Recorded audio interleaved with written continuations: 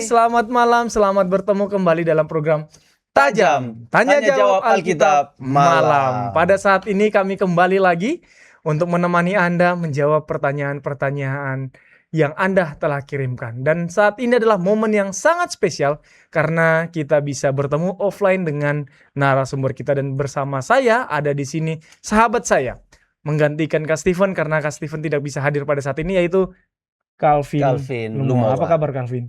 Puji Tuhan sehat. Gimana rasanya bisa terlibat dalam program ini?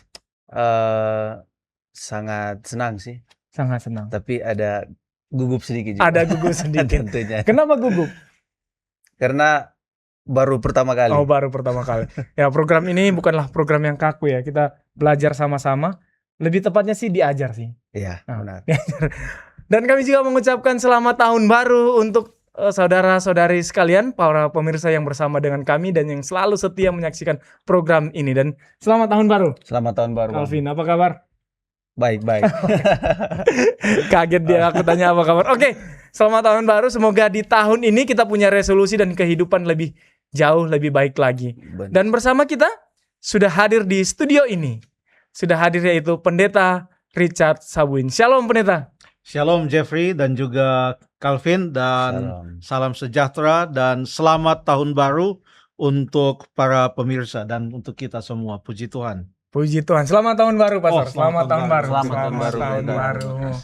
Nah, ini adalah nuansa yang baru di tahun baru ini nih, satu hal yang sangat-sangat baik ya. Di tahun yang baru ini, momen tahun baru, kita juga bisa berkumpul bersama dengan Pendeta Richard Sabuin dalam tayangan ini. Dalam tayangan itu, tapi dalam realitanya ini direkam sebelum tahun baru gitu ya. Oke, karena di sini program ini tidak ada program tipu-tipu gitu. Kita selalu menyatakan apa adanya. Baik, untuk itu kita akan memulai acara kita. Kita akan membaca ayat tema kita yang akan dibacakan oleh Calvin. Oke, ayat tema kita terdapat dalam Ibrani 4 ayatnya yang ke-12. Ibrani 4 ayat yang 12. Sebab firman Allah hidup dan kuat dan lebih tajam daripada pedang bermata dua manapun. Ia menusuk amat dalam sampai memisahkan jiwa dan roh, sendi-sendi dan sumsum. Ia sanggup membedakan pertimbangan dan pikiran hati kita. Mari kita berdoa. Bapa di sorga, Bapa yang baik, Bapa yang kami kasihi dan mengasihi kami, Bapa yang melindungi kami dan memberkati kami, Bapa yang mengizinkan kami untuk saat ini belajar dari firman-Mu, menjawab pertanyaan-pertanyaan yang telah disampaikan. Kiranya Engkau akan selalu bersama dengan kami, khususnya narasumber kami, Pendeta Richard Sabuin, yang akan selalu memberikan penjelasan-penjelasan, pemaparan terkait jawaban-jawaban dari pertanyaan yang telah disampaikan. Kiranya jawaban-jawaban itu akan selalu menguatkan kami, memberikan kami pencerahan dan mendekatkan kami kepada Tuhan. Kiranya Tuhan juga akan selalu menolong setiap pemirsa yang bersama dengan kami, belajar Alkitab bersama dengan kami. Kiranya mereka akan semakin dikuatkan, dipersiapkan menyambut kedatangan-Mu yang kedua kali. Acara ini berjalan dengan baik, hanya Tuhan yang akan selalu dipuji dan dimuliakan. Ini doa dan permohonan kami berdoa dalam nama Juru Selamat kami. Amin. Amin. Baik, pada saat ini Pendeta, sudah banyak pertanyaan-pertanyaan yang masuk. Ayat sudah belum? Ayat. Sudah, Pastor. Ayat tema tadi. Ayat tema sudah. Sudah. Okay. Tadi Calvin sudah bacakan, lalu kita sudah berdoa tadi. Nah, Pendeta sudah siap Pendeta untuk menjawab pertanyaan-pertanyaan yang telah disampaikan. Pertanyaan-pertanyaan yang sudah diberikan, dan terima kasih sudah print pertanyaan-pertanyaannya. Iya, karena sudah masuk dari beberapa minggu yang lalu. Salah satu pertanyaan yang masuk Pendeta dari Bapak Paul. Di pertanyaannya seperti berikut. Sewaktu kita dijemput Tuhan Yesus dan kita tinggal di surga 1000 tahun dengan ukuran panjang, tinggi, lebar, maka kesimpulan yang saya dapat berarti yang selamat tidak banyak kemungkinan dilihat tempat tinggal di surga, mungkin maksimal 7 miliar orang. Jika per orang mendapatkan 100 meter kuadrat untuk tinggal, sedangkan jumlah manusia yang hidup saat ini sudah mencapai 8 miliar dan belum yang sudah meninggal 600 tahun pasti 6.000 tahun pasti banyak sekali. Mohon dicerahkan Pendeta. Silakan Pendeta.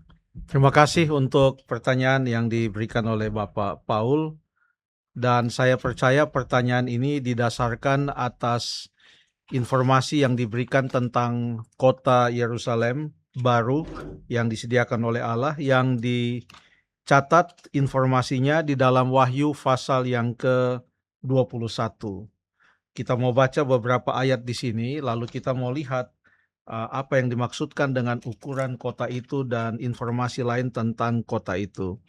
Bagaimana kalau kita baca ayat yang ke-12 mulai, Wahyu pasal yang ke-21, Jeffrey atau Calvin, kita baca ayat ini. Ayat yang ke-12 dari Wahyu 21 Ya. bunyinya sebagai berikut. Dan temboknya besar, lagi tinggi dan pintu gerbangnya 12 buah, dan di atas pintu-pintu gerbang itu ada 12 malaikat, dan di atasnya tertulis nama ke-12 suku Israel. Lalu ayat yang ke-13. Ayat yang ke-13. Di sebelah timur terdapat 3 pintu gerbang, dan di sebelah utara 3 pintu gerbang, dan di sebelah selatan 3 pintu gerbang, dan di sebelah barat 3 pintu gerbang. Ayat yang ke-14. Ayat 14. Dan tembok kota itu mempunyai 12 batu dasar, dan di atasnya tertulis ke-12 nama ke-12 rasul anak domba itu. Terima kasih. Dari informasi Wahyu 21 ayat yang ke-12 sampai ayat yang ke-14, di sana disebutkan tentang ke-12 suku Israel, lalu kemudian ke-12 rasul anak domba.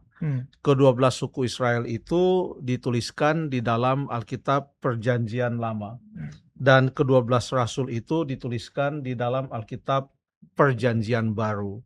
Jadi ini menyatakan, menggambarkan bahwa yang akan masuk ke dalam Yerusalem yang baru, yang masuk ke dalam kerajaan sorga itu bukan hanya umat-umat Tuhan yang hidup di zaman kita sekarang saja, tetapi umat-umat Tuhan yang hidup mulai di zaman Perjanjian Lama maupun di zaman Perjanjian Baru sampai kepada kita sekarang ini. Karena janji dan upah yang dijanjikan itu berlaku bukan hanya untuk segelintir orang, tetapi untuk setiap orang yang mau menyambut keselamatan yang diberikan oleh Tuhan.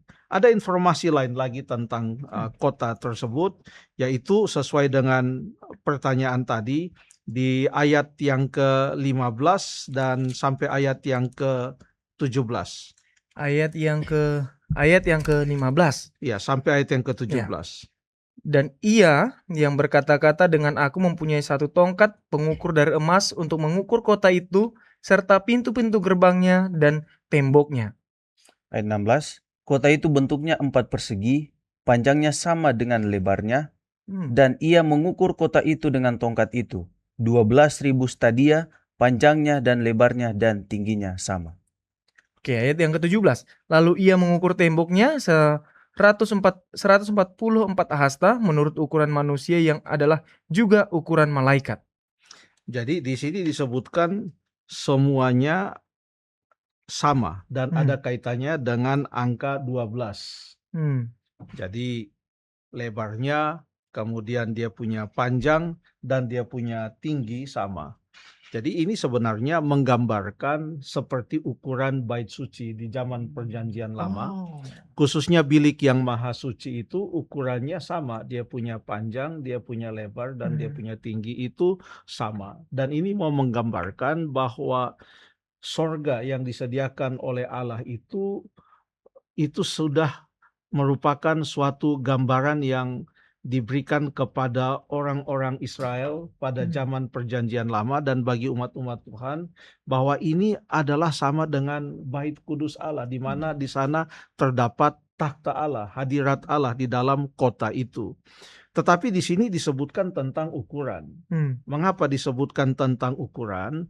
Karena ini mau menunjukkan kepada kita bahwa memang kota itu adalah suatu hal yang nyata, bahwa kota itu betul-betul ada.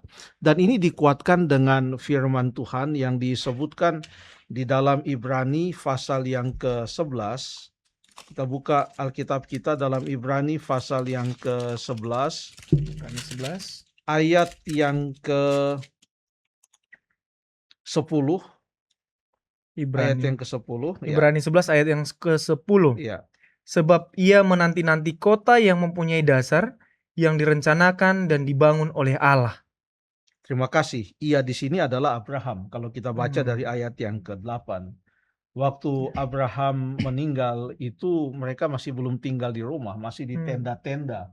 Apalagi mau tunggu kota. Abraham bukan menunggu kota Yerusalem yang akan dibangun nanti pada zaman orang Israel sudah keluar dari Mesir, sudah zaman raja-raja, Raja Daud lah yang menikmati atau membangun kota tersebut dan raja-raja setelah Raja Daud.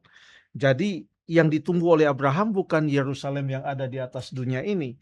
Karena ayat 10 mengatakan ia menanti-nantikan kota yang mempunyai dasar, yang direncanakan dan dibangun oleh Allah. Jadi Alkitab mengatakan bahwa kota Yerusalem baru itu, sorga itu yang digambarkan dalam Wahyu 21 itu sesuatu yang nyata. Karena ada perancangnya, ada pembangunnya, dipersiapkan oleh Allah kepada umat-umat Tuhan, bagi umat-umat Tuhan.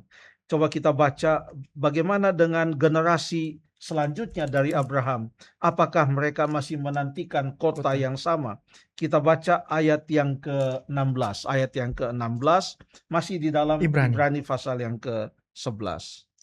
Ayat 16. Ya. Tetapi sekarang mereka merindukan tanah air yang lebih baik, yaitu satu tanah air surgawi. Sebab itu Allah tidak malu disebut Allah mereka, karena Ia telah mempersiapkan sebuah kota bagi mereka. Ia telah mempersiapkan sebuah kota bagi mereka. Allah mempersiapkan sebuah kota bagi mereka. Jadi kota itu nyata. Kota itu nyata. Kalau dia punya elemen-elemen yang disebutkan di dalam Wahyu pasal yang ke-21 itu menggunakan angka 12, panjang, tinggi, lebar, sama, dan lain sebagainya. Itu mau menggambarkan makna-makna tertentu. Contohnya makna yang lain yang mau digambarkan. Tadi kita sudah gambarkan bahwa kenapa disebutkan 12 suku Israel lalu 12 rasul. Ini menyatakan bahwa kota itu adalah untuk semua umat Tuhan. Mulai dari yang hidup dahulu sampai yang sekarang ini.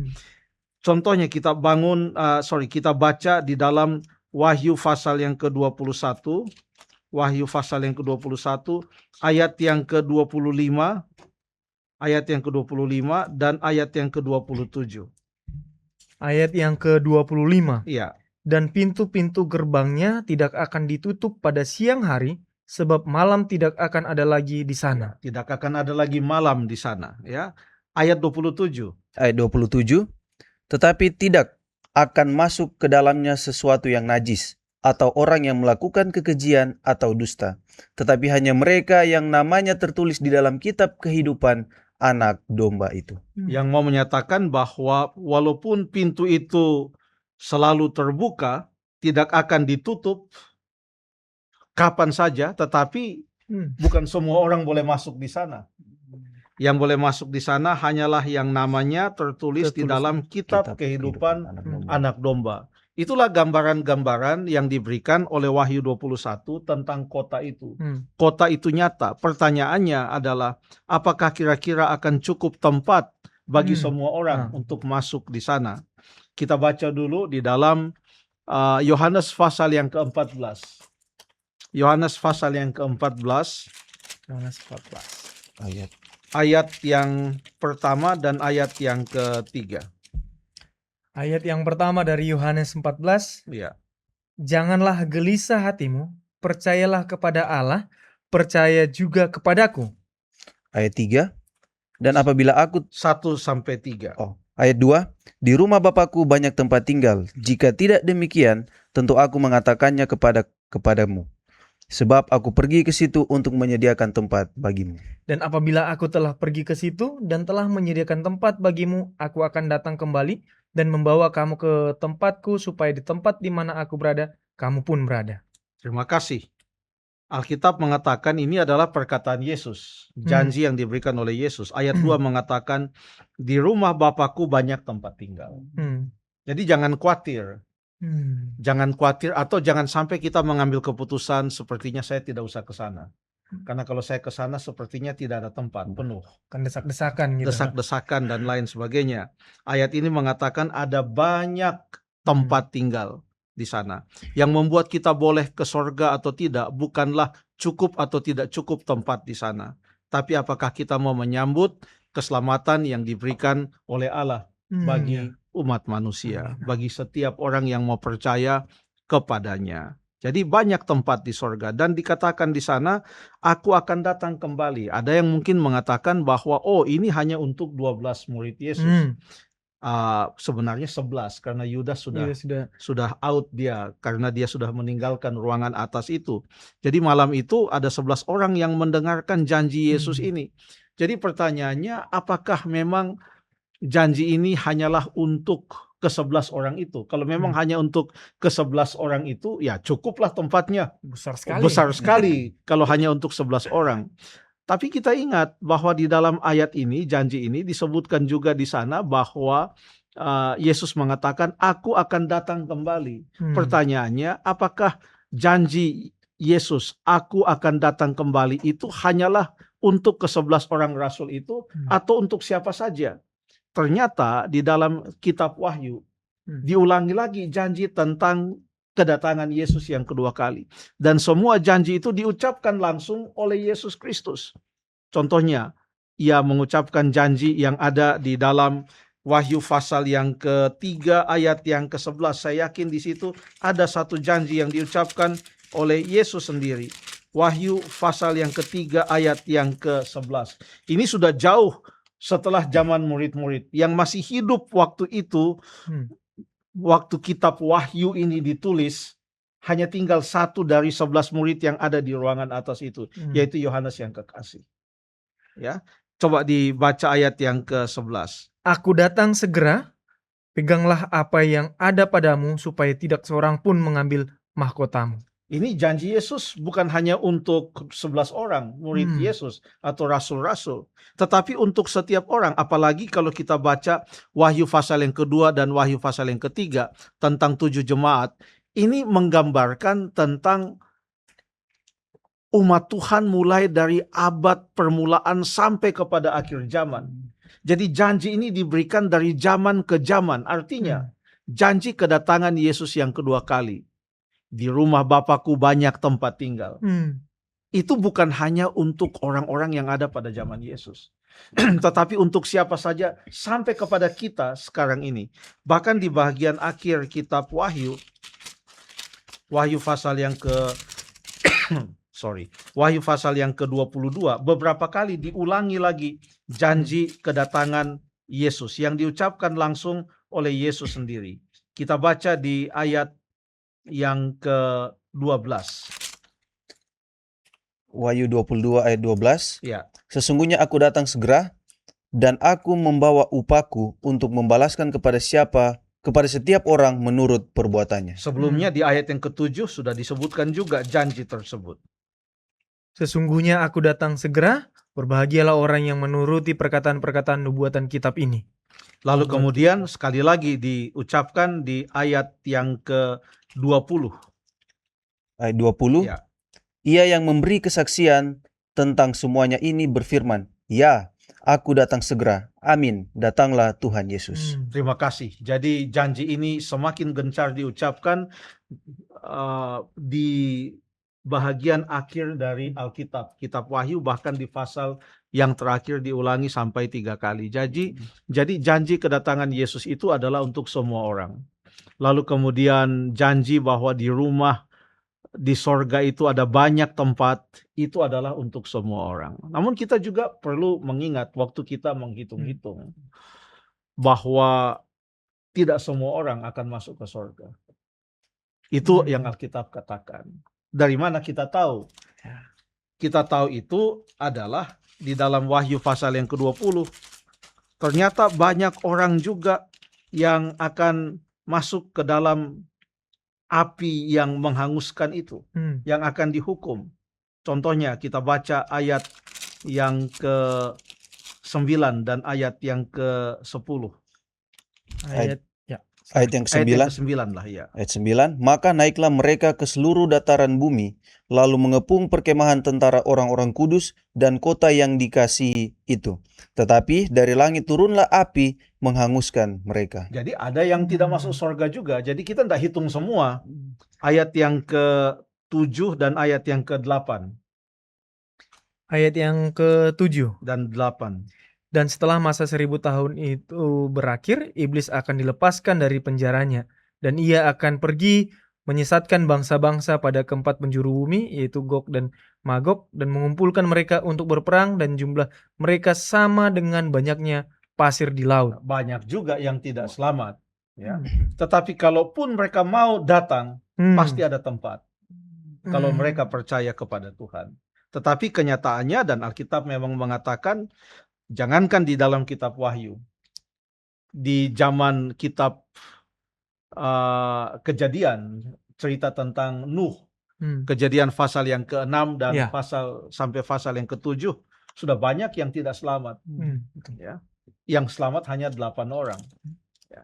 Ya. Jadi Alkitab bukan mengajarkan kita bahwa sorga itu seperti sebuah rumah susun, Hmm. di mana kita akan mendapatkan kapling-kapling, petak-petak, satu orang 10 kali 10 dan bagaimana, tidak. Yang jelas di sorga itu ada banyak tempat. Hmm. Yang penting kita pastikan adalah apakah ada tempat yang cukup atau tidak.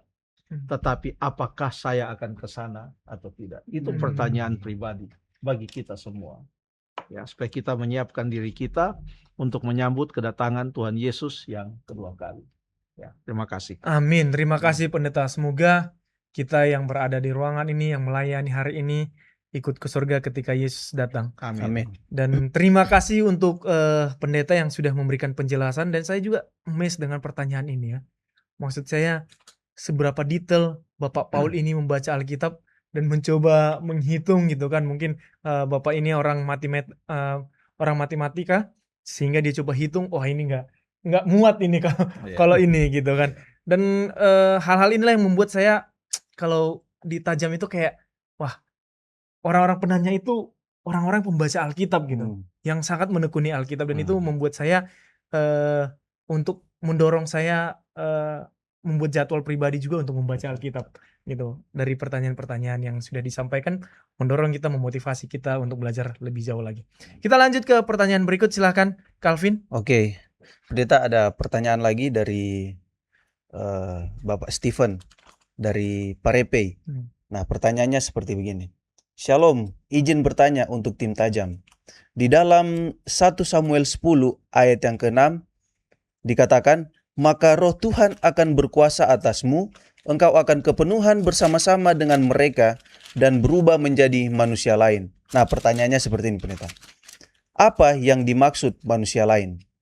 Terima kasih. Terima kasih pertanyaan dari Bapak Stephen dari Parepei, dan beberapa kali saya perhatikan Bapak Stephen ini, dia baca Alkitab, dia baca terus, kalau ada hal-hal yang dia ingin tanyakan, dia catat, lalu kemudian dia tanyakan. Ini suatu kebiasaan yang patut dipuji. Jadi dalam 1 Samuel pasal yang ke berapa tadi? Pasal yang ke-10 ayat yang ke-6 sudah dibacakan tadi. Ini ceritanya panjang. Kalau kita telusuri, itu mulai dari pasal yang ke-9. Perjalanan cerita mulai dari saat Saul tidak tahu bahwa dia akan menjadi raja. Ada peristiwa yang terjadi di mana dia harus pergi mencari, ada keledai yang hilang, lalu bagaimana dia bertemu dengan Samuel. Tuhan sudah berkata-kata kepada Samuel juga. Lalu orang Israel pada saat itu memang sedang menginginkan seorang raja. Lalu kemudian Saul juga heran, dan dia meminta tanda apa yang akan terjadi kepada saya kalau saya dijadikan raja. Apa tandanya bahwa saya akan menjadi raja dan lain sebagainya. Maka di ayat yang ke-6 di sana dikatakan, di dalam ayat yang ke-6, ini sudah dimulai dari ayat yang ke-1, sebab di sana dikatakan Samuel mengambil buli-buli berisi minyak, dituangnyalah ke atas kepala Saul, diciumlah dia sambil berkata, bukankah Tuhan telah mengurapi engkau menjadi raja atas umatnya Israel, lalu engkau akan memegang tampuk pemerintahan, dan seterusnya dan seterusnya. Masuk ke ayat yang ke-3, lalu kemudian ayat yang ke-4 dikasih tahu tandanya, ya. Di ayat yang ke-3, dari sana engkau akan berjalan terus lagi dan sampai ke pohon terbantin Tabor, maka di Hmm. sana engkau akan ditemui 3 orang. Dan nanti semua itu terjadi seperti yang dikasih tahu. Jadi Samuel mau memberitahukan kepada Saul bahwa walaupun awalnya Tuhan katakan ini mereka menolak saya, Hmm. tapi Tuhan izinkan itu terjadi dan Tuhan merestui diangkatnya seorang raja, dan Tuhan memberikan tanda-tanda kepada Saul bahwa dialah yang dipilih untuk menjadi raja. Salah satunya ayat yang ke-6 yang menjadi pertanyaan dari Pak Bapak Stephen. Hmm. Maka roh Tuhan akan berkuasa atasmu, engkau akan kepenuhan bersama-sama dengan mereka. Siapa ini mereka? Di ayat yang ke-5 dikatakan di sana, apabila engkau masuk kota, engkau akan berjumpa di sana dengan serombongan nabi. Hmm. Ada serombongan nabi. Lalu ayat yang ke-6 mengatakan, maka roh Tuhan akan berkuasa kepadamu, engkau akan kepenuhan bersama-sama dengan mereka. Hmm. Dan berubah menjadi manusia lain. Oh. Hmm. Apa itu artinya manusia lain? Setelah dikatakan kepada Samuel tentang semua itu, di ayat yang ke-9 kita baca, ayat yang ke-9. Ayat 9. Ya, Sedang ia berpaling untuk pergi meninggalkan Samuel. artinya setelah Samuel Ya. membicarakan semua ini, apa yang akan terjadi dan lain sebagainya. Maka Allah mengubah hatinya menjadi lain. Ya, Dan segala tanda-tanda yang tersebut itu terjadi pada hari itu juga. ya, semua tanda-tanda di Yang ayat yang disebut kedua, yang- 3, 4 tadi Hmm. terjadi pada hari itu juga. Bagaimana dengan yang ayat ke-6 yang menjadi ayat pertanyaan 6. Pak Stephen tadi? Baca ayat yang ke-10. Ayat 10. Ketika mereka sampai di Gibea dari sana, maka bertemulah ia dengan serombongan nabi. Oke, sampai situ dulu. Hmm. Apa betul dia bertemu dengan serombongan nabi seperti yang diucapkan di ayat yang ke-5? Betul, ternyata di ayat ke-5 Hmm. dikatakan engkau akan berjumpa di sana dengan serombongan nabi. Hmm. Betul terjadi. Dilanjutkan ayatnya. Oke. Roh Allah berkuasa atasnya dan Saul turut kepenuhan seperti nabi di tengah-tengah mereka. Ya, Hmm. lalu ayat yang ke-11. Dan semua orang yang mengenalnya dari dahulu melihat dengan heran bahwa ia bernubuat bersama-sama dengan nabi-nabi itu. Lalu berkatalah orang banyak satu kepada yang lain, apakah sekarang yang terjadi dengan anak anak Kis. Kis itu? Apakah Saul juga termasuk golongan nabi? Ayat 12, lalu seorang dari tempat itu menjawab, siapakah bapa mereka? Itulah sebabnya menjadi peribahasa, apakah Saul juga termasuk golongan nabi? Tetapi dia tidak selamanya kepenuhan. Hanya itu menjadi suatu kegenapan atas apa yang diucapkan oleh Samuel untuk suatu bentuk afirmasi bahwa memang kamu telah dipilih untuk menjadi seorang raja. Jadi apa yang dimaksudkan dengan engkau akan berubah menjadi manusia lain? Artinya, engkau yang tadinya tidak pernah kepenuhan roh dan berkata-kata seperti seorang nabi, engkau akan bertemu dengan serombongan nabi, dan pada saat itu roh Tuhan akan berkuasa atasmu, dan engkau juga akan berkata-kata seperti seorang nabi. Itulah yang dimaksudkan dengan manusia lain. Bukan manusia dari tempat-tempat lain atau manusia dari luar bumi ini atau bagaimana. Tidak. Tetapi ada sesuatu yang berubah yang terjadi kepada diri Saul. Terima kasih. Baik, terima kasih Pendeta. Terima kasih juga untuk Pak Stephen yang sudah selalu setia bertanya. Dan sebentar juga saya lihat sepertinya di pertanyaan-pertanyaan yang lain juga nama Bapak Stephen ini sangat sering muncul. Kita baca pertanyaan berikut dari Rio. Di manakah kira-kira gunung tempat rumah Tuhan dalam ayat Yesaya 2 ayat 2? Kita baca. Terima kasih. Yesaya pasal yang kedua, ayat yang kedua. Ya. Oke, silakan Jeff dibacakan. Yesaya pasal 2 ayat yang kedua bunyinya seperti ini. Akan terjadi pada hari-hari yang terakhir, gunung tempat rumah Tuhan akan berdiri tegak di hulu gunung-gunung dan menjulang tinggi di atas bukit-bukit. Segala bangsa akan berduyun-duyun ke sana. Ayat yang kedua tadi pertanyaannya adalah Di mana tempat gunung-gunung rumah gunung, Tuhan. Di mana gunung, kira-kira gunung-gunung rumah Tuhan? bukan, coba pertanyaannya dibaca lagi. Di mana kira-kira gunung tempat rumah Oke. Tuhan? Di manakah gunung tempat rumah Tuhan? Dan memang Ya. di ayat yang kedua ini ada Ada tulisan gunung tempat rumah Tuhan. Tuhan. Oke, kita baca di ayat yang ketiga selanjutnya. Ayat 3. Dan banyak suku bangsa akan pergi serta berkata, mari kita naik ke gunung Tuhan, ke rumah Allah Yakub, supaya ia mengajar kita tentang jalan-jalannya, dan supaya kita berjalan menempuhnya, sebab dari Sion akan keluar pengajaran dan firman Tuhan dari Yerusalem. Terima kasih. Perhatikan, di ayat yang kedua ada anak kalimat yang mengatakan gunung tempat rumah Tempat Tuhan. Lalu ayat yang ketiga mengatakan ada suku bangsa yang banyak akan pergi serta berkata, mari kita naik ke gunung Tuhan. Ada juga di sana gunung Tuhan, ke rumah Allah Yakub. Jadi rumah Allah yang ada di gunung Tuhan. Kenapa? Supaya di sana Allah akan mengajar kita tentang jalan-jalannya. Lalu kemudian dikatakan, sebab dari Sion akan keluar pengajaran. Di sana, di gunung tempat rumah Tuhan itu, mereka akan menerima pengajaran firman Tuhan. Sebab dari Sion akan keluar pengajaran. Jadi pertanyaannya, di manakah gunung tempat rumah Tuhan di ayat yang kedua? Jawabannya di ayat yang ketiga. Di Sion, dari mana akan keluar pengajaran dan firman Tuhan dari Yerusalem. Dan memang letak dari kota Daud yang disebut dengan kota Sion itu ada terletak di atas sebuah bukit.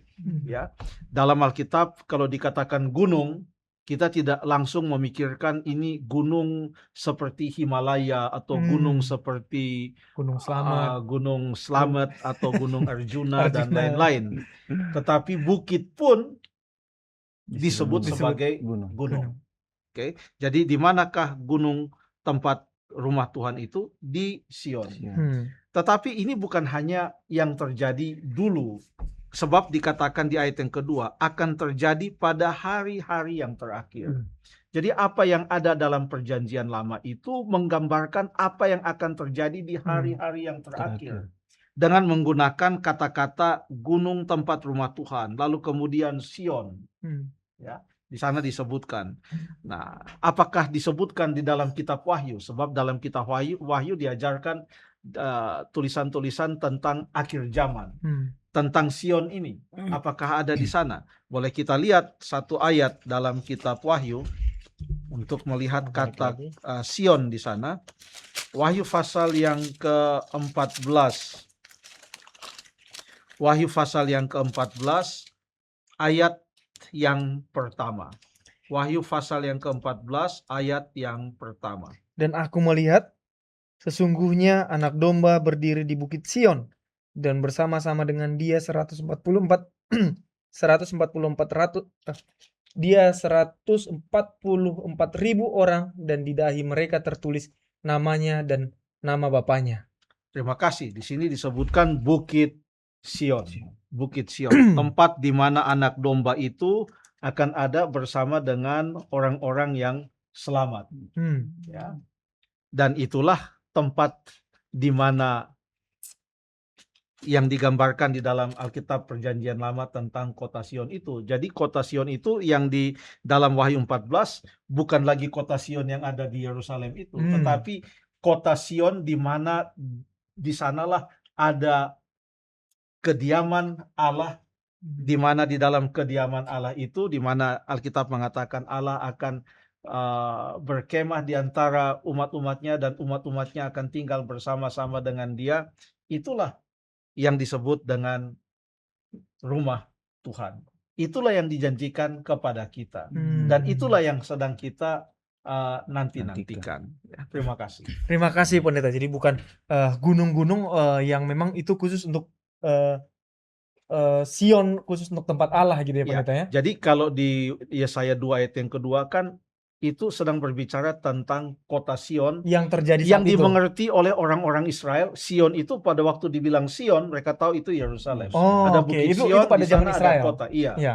Tetapi pada waktu Alkitab menggambarkan tentang apa yang Tuhan sediakan bagi umat-umatnya yang setia, itu menggunakan bahasa yang dimengerti oleh orang-orang dahulu. Iya, orang Kalau Israel. dibicarakan tentang Sion, tapi Sion yang literal, Oke, harafiah ya. itu telah menjadi Sion yang lain yang bukan hanya untuk orang Israel, tapi bagi semua orang yang mau percaya kepadanya.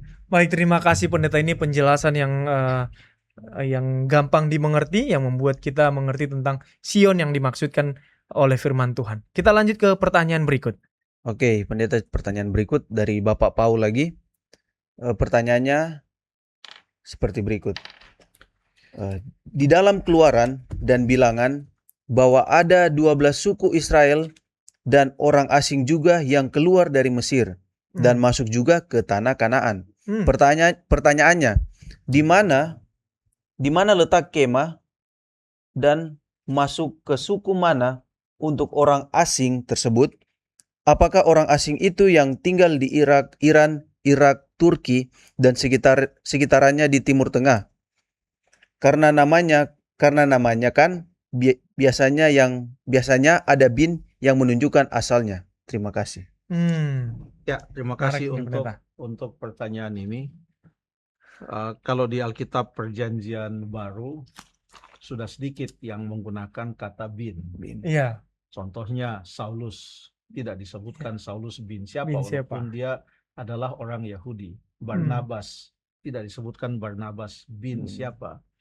Tetapi ada juga misalnya anak-anak Zebedeus, ada Yohanes anak Zebedeus. Masih ada juga, tetapi tidak selalu demikian. Nah, pertanyaan ini adalah tentang orang-orang yang bukan orang Israel yang juga ikut keluar dari Mesir. Kan demikian. Dan memang ada catatan di dalam Alkitab, itu dalam Keluaran pasal yang ke-12. Keluaran pasal yang ke-12 ayat 37 dan ayat yang ke-38. Keluaran 12 ayat 37 dan ayat yang ke-38. Tolong dibacakan ayat. Keluaran 12 ayat 37 saya bacakan. Iya. Kemudian berangkatlah orang Israel dari Ramses ke Sukot. Kira-kira 600.000 orang laki-laki berjalan kaki, tidak termasuk anak-anak. Ayat 38. Juga banyak orang dari berbagai-bagai bangsa turut dengan mereka. Lagi sangat banyak ternak kambing, domba, dan lembu sapi. Terima kasih. Itu ada mixed people. Bercampurlah. Bukan hanya orang Israel di sana. Ayat 38. Banyak orang dari berbagai bangsa turut dengan mereka. Dan sekarang di dalam kitab Bilangan, apalagi di Bilangan pasal yang kedua, Bilangan pasal yang kedua, itu seluruh Bilangan pasal yang kedua itu sedang memberikan kepada kita gambaran lokasi atau letak perkemahan orang Israel. 3 suku di sebelah utara, 3 suku di sebelah selatan, 3 suku di sebelah timur, 3 suku sebelah barat. Itu termasuk Efraim dan Manase. Tapi Lewi, jadi suku Yusuf itu jadi 2, Efraim dan Manase. Jadi kalau tambah Lewi jadi 13. Tapi Lewi tidak masuk dengan yang 3 itu. Kita tidak baca lagi semua di sini. Lewi justru ada di lingkaran yang lebih dekat kepada bait suci itu. Jadi bait suci, lalu kemudian suku Lewi, lalu kemudian orang-orang Israel, 3 sesuai dengan 4 arah mata angin, timur, barat, utara, dan selatan. Hanya memang tidak disebutkan di sini tentang orang-orang yang berasal dari bangsa-bangsa lain yang ikut bersama-sama dengan mereka. Tidak disebutkan di mana letak mereka berkemah, tapi di mana mereka pada saat itu. Apakah mereka itu berada jauh dari orang-orang Israel atau bagaimana? Ada petunjuk, coba kita baca di dalam Bilangan pasal yang ke-11. Bilangan pasal yang ke-11 tentang suatu peristiwa yang terjadi pada waktu orang Israel itu bersungut-sungut. Pasal 11, bilangan 11 ayat 4. Ayat yang keempat. Ya. Orang-orang bajingan yang ada di antara mereka kemasukan nafsu rakus, dan orang Israel pun menangislah pula serta berkata, siapakah yang akan memberi kita makan daging? Terima kasih. Siapa ini orang-orang bajingan? Ada kata bajingan juga nih. Orang-orang bajingan kemasukan nafsu rakus dan orang Israel pun menangis pula. Jadi dari ayat ini orang-orang bajingan itulah yang memulai persungutan tersebut, dan karena persungutan mereka orang Israel pun terpengaruh. Berarti orang-orang bajingan ini adalah orang-orang yang bukan orang Israel. Tetapi oleh karena persungutan mereka, oleh karena hawa nafsu rakus mereka, maka orang Israel pun ikut bersungut-sungut, dan sekarang mereka menjadi sebuah paduan suara yang menyanyi, siapakah yang akan memberi kita makan daging. Tapi yang memulai adalah orang-orang bajingan ini. Siapa? Itulah bangsa-bangsa lain yang ikut serta keluar dari Mesir bersama-sama dengan orang-orang Israel. Jadi pertanyaannya adalah, di mana mereka? Mereka sangat dekat dengan orang Israel. Sehingga pada waktu mereka bersungut-sungut, orang Israel sudah tahu. Artinya mereka tidak jauh-jauh dari orang Israel. Sekalipun tidak disebutkan di mana mereka berkemah, yang jelas mereka selalu bersama-sama dengan orang Israel. Mereka tidak jalan belakangan, mereka tidak jalan duluan, mereka keluar bersama-sama dari Mesir. Mereka berkemah bersama-sama dan berkemah begitu dekat sehingga apa yang dilakukan mereka didengar oleh orang Israel, apa yang dilakukan mereka bisa mempengaruhi orang Israel. Jadi mereka berada di antara orang-orang Israel. Tidak ada suatu perkemahan khusus yang dibuat untuk mereka. Terima kasih. Terima kasih Pendeta. Ini sepertinya masih ada lanjutan sedikit Pendeta. Itu kan baru tentang berkemah tadi kan, di mana mereka berkemah. Nah, lalu pertanyaan berikutnya, apakah orang asing itu yang tinggal di Iran, Irak, Turki, dan sekitar Timur Tengah? Ada petunjuk nggak Pendeta tentang hal ini? Wilayah yang ada di Mesopotamia, di mana pernah juga Yakub pergi ke sana, ke rumah Laban. Kita ingat ceritanya, itu di Mesopotamia. Mesopotamia itu adalah daerah-daerah yang disebutkan seperti Irak sekarang ini, yang di zaman modern ini. Karena Mesopotamia artinya daerah yang berada di antara dua sungai. Ya. Itulah wilayah yang disebutkan tadi, Irak, Iran, dan lain sebagainya. Wilayah itu tidak kosong sebelum orang Israel keluar dari Mesir. Artinya wilayah itu bukan ada orang setelah orang Israel keluar dari Mesir. Sebelum mereka keluar dari Mesir pun sudah ada orang di sana. Kenapa kita tahu demikian? Karena cerita orang Israel keluar dari Mesir itu kan di kitab Keluaran. Sementara di kitab Kejadian berbicara tentang Mesopotamia, sudah ada orang di sana. Sudah ada orang di sana. Jadi bangsa-bangsa lain yang keluar bersama-sama dengan orang Israel dari Mesir, ini bukanlah sumber atau asal-usul dari orang-orang yang tinggal di sana. Karena mereka kan keluar dari Mesir. Sama-sama. Yang menyatakan bahwa ternyata di Mesir itu bukan hanya orang Israel yang ada. Karena di zaman orang Israel berada di Mesir, maka Mesirlah kerajaan yang sudah cukup mempunyai budaya yang tinggi dan mempunyai pengaruh yang sangat luas. Setelah Mesir, maka ada Assyria atau Asyur. lalu kemudian setelah Asyur, lalu kemudian ada Babylon. Itu yang di Daniel pasal 2. Babylon, lalu kemudian Media Persia, Yunani, Roma. Ini kerajaan-kerajaan besar. Kalau di Daniel pasal yang kedua, itu dimulai dari Babylon. Karena Daniel mengatakan kepada Nebukadnezar, tuankulah kepala dari emas itu. Tuankulah kepala. Jadi mimpi itu penafsirannya dimulai dari zaman Babylon.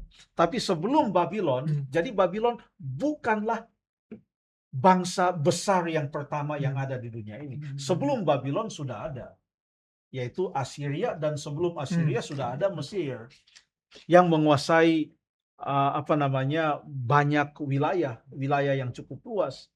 Jadi yang tinggal di Mesir bukan hanya orang Israel, dari bangsa-bangsa lain juga ada. Siapa tahu ada juga orang-orang Mesir yang ikut keluar bersama-sama dengan orang Israel. Tidak dirinci di sana bangsa mana saja, hanya disebutkan dalam Keluaran 12 ayat 38 tadi, ada banyak orang dari bangsa-bangsa lain juga yang ikut serta keluar. Untuk orang-orang Israel, mereka tahu betul panggilan ini adalah untuk masuk ke tanah perjanjian. Kita tidak tahu apa motivasi dari bangsa-bangsa lain untuk keluar. Siapa tahu mereka keluar karena mereka bilang ini kesempatan meninggalkan Mesir, tanpa tahu ini mau kemana. Sedangkan orang Israel sekalipun yang sudah tahu mereka dipanggil untuk pergi ke tanah yang dijanjikan oleh Allah kepada Abraham, mereka pun gagal. Hanya Yosua dan Kaleb yang bisa masuk ke dalam tanah itu dari antara mereka yang betul-betul keluar dari Mesir. Selainnya adalah mati mereka di padang gurun. Yang masuk ke sana adalah keturunan mereka yang lahir di jalan. Yang asli keluar dari Mesir hanya Yosua dan Kaleb. Musa pun tidak masuk, Harun tidak masuk, Miriam tidak masuk. Jadi di mana ini bangsa-bangsa lain itu? Mereka bersama-sama dengan bangsa Israel pada saat itu. Apa yang mereka lakukan, bangsa Israel tahu. Mereka berada di tengah-tengah bangsa Israel. Tidak dikasih tahu di mana mereka berkemah. Tapi dimanapun itu, mereka sangat dekat dengan bangsa Israel. Dan selalu bersama-sama. Ya, terima kasih. Oke, pendeta, kita lanjut ke pertanyaan berikut. Dari Dorimin Ponori. Apakah pada waktu Yesus datang kedua kali... Saya ulangi. And action. Oke, pendeta, kita lanjut ke pertanyaan berikut dari Dorimin Ponori. Apakah pada waktu Yesus datang kali kedua di dunia ini, orang yang sudah dihukum Tuhan layak untuk menerima kehidupan kekal karena mereka itu sudah menerima hukuman dari Tuhan? Contoh, orang-orang zaman Nuh. Apakah mereka ini bila melihat Yesus datang akan menerima hukuman dari Tuhan, sedangkan mereka sudah dihukum oleh Tuhan? Atau seperti Akan dan keluarganya juga? Silakan, pendeta. Terima kasih.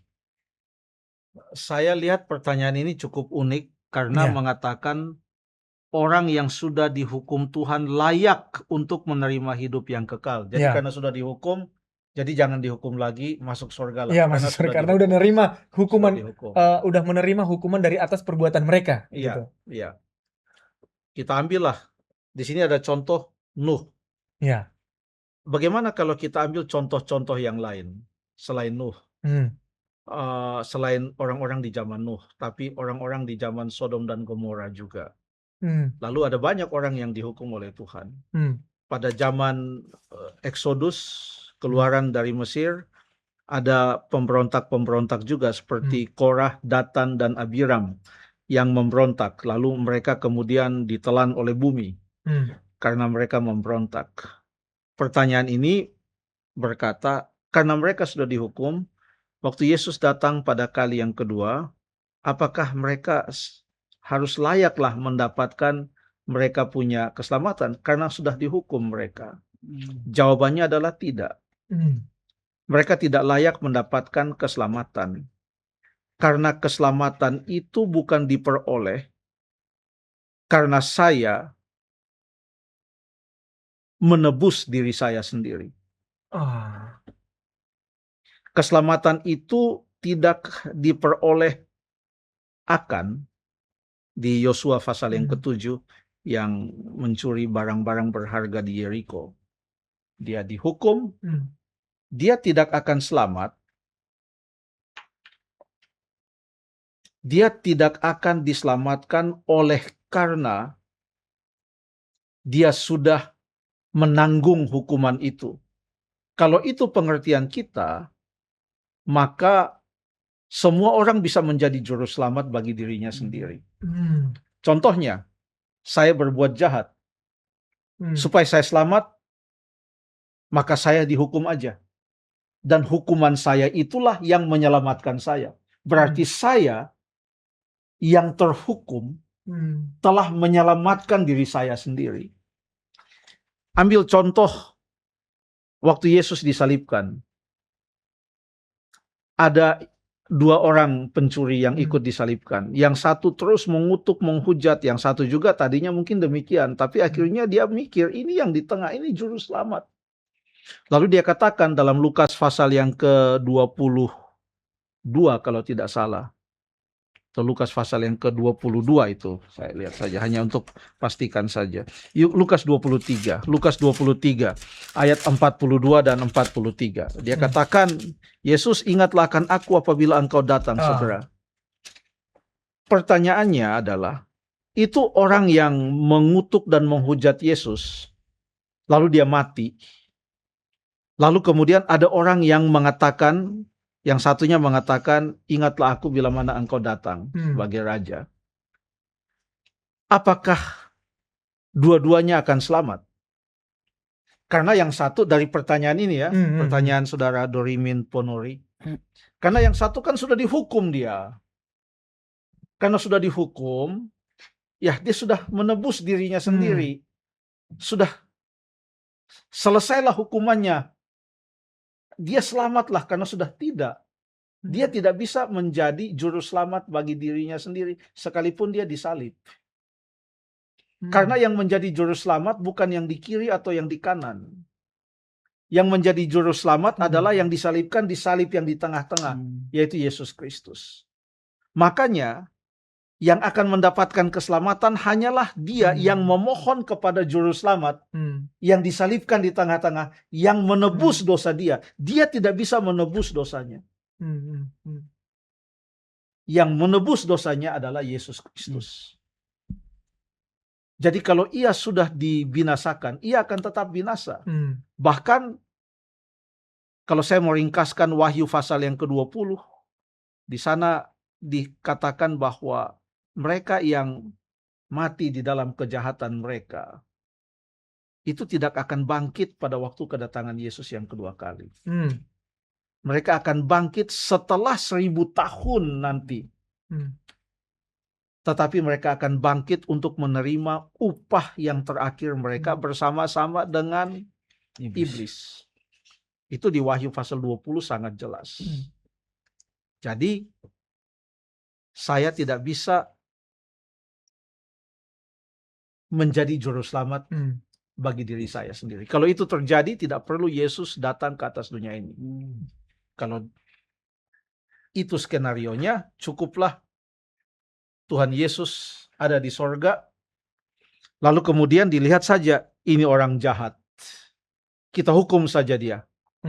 Setelah orang itu dihukum, lalu kemudian dia mati, waktu Yesus datang, dia selamat karena dia sudah menanggung dosanya sendiri. Tidak bisa. Harus Yesus yang datang untuk menjadi juru selamat. Terima kasih. Baik, terima kasih pendeta. Saya cuma mau ini pendeta mempertegaskan artinya, karena logika yang saya dapat dari pertanyaan ini adalah karena Tuhan yang menghukum, bukan manusia yang menghukum. Jadi karena Tuhan yang menghukum, maka sama, karena ini saya pikir ini sama seperti logika orang tua gitu. Kita sudah dihukum sama orang tua kita, biasanya setelah kita dihukum sama orang tua kita, maka orang tua kita akan mengampuni kita, akan menerima kita kembali. Nah, itu maksudnya nggak seperti itu atau seperti apa? Oke, katakanlah maksud pertanyaan itu juga seperti itu. Tetapi yang membuat seseorang itu selamat, ada ayat Alkitab contohnya di dalam Kisah pasal 2 ayat yang Kisah 2 ayat yang ke-38. Kisah 2. Mari kita buka cepat-cepat, kita baca ini. Ini ayat dalam Kisah pasal yang ke-2 ayat yang ke-38. Jawab Petrus kepada mereka, "Bertobatlah dan hendaklah kamu masing-masing memberi dirimu dibaptis dalam nama Yesus Kristus untuk pengampunan dosamu. Maka kamu akan menerima karunia Roh Kudus." Jadi kalau seorang membuat kejahatan, lalu dia mendapatkan hukuman, katakanlah hukuman itu dia seperti inilah Nebukadnezar dalam Daniel pasal yang keempat. Di mana di dalam Daniel pasal yang keempat, untuk 7 tahun lamanya dia hidup seperti seekor binatang. Itu kan hukuman dari Allah langsung. Ya. Tapi apakah setelah dia dihukum itu dia harus selamat karena Langsung dia masuk sudah surga? menanggung hukuman itu? Tidak. Yang membuat dia selamat adalah pada waktu dia memuliakan Allah. Kita buka di dalam Daniel pasal yang keempat itu. Ceritanya di dalam Daniel pasal yang keempat. Ya. Terakhir di ayat yang ke-37. Setelah dia melalui semuanya itu. Kita baca di ayat yang ke-34 dulu. Nanti ayat yang ke-37. Setelah lewat waktu yang ditentukan, aku, Nebukadnezar, menengadah ke langit, dan akal budiku kembali lagi kepadaku. Lalu aku memuji yang maha tinggi, dan membesarkan dan memuliakan yang hidup kekal itu, karena kekuasaannya ialah kekuasaan yang kekal dan kerajaannya turun-temurun. Ayat 37. Dan sekarang aku Nebukadnezar memuji, meninggikan dan memuliakan Raja Sorga. Dia bertobat. Jadi yang membuat dia selamat bukan karena dia dihukum, tapi yang membuat dia selamat karena dia bertobat. Sekalipun itu hukuman datang dari Allah. Ada orang yang dihukum oleh Allah, dia mati. Seperti orang-orang di zaman Sodom dan Gomora. Kematian mereka itu tidak membuat mereka diselamatkan. Karena mereka mati di dalam kejahatan. Mereka bukan mati di dalam takut akan Allah. Jadi karena mereka mati dalam kejahatan, dalam hukuman itu tidak menjadi juru selamat mereka. Ya.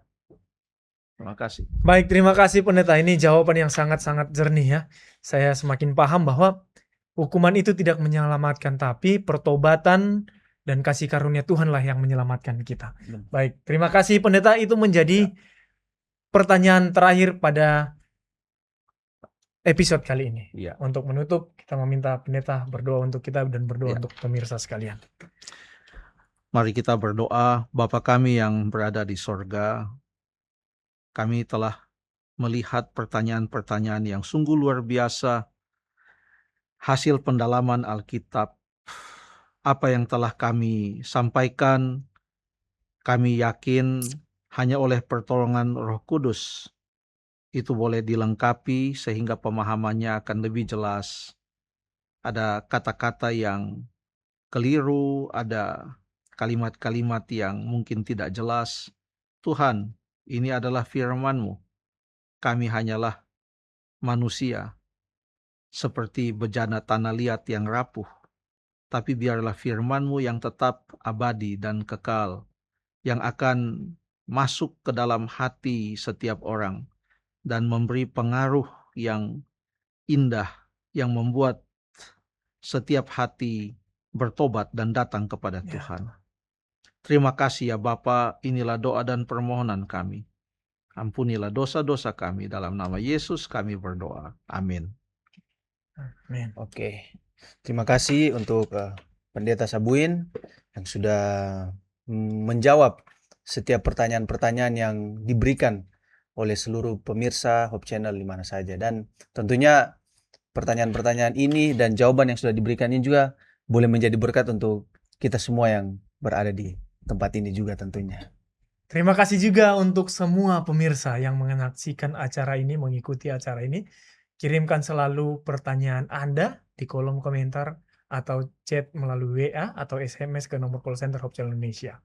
Saya Jeffrey Syadari. Saya Calvin Lumowa. Bersama Pendeta Richard Sabuin bersama kami di sini menutup acara ini. Kita akan bertemu lagi dalam program Tajam Tanya Jawab Alkitab malam.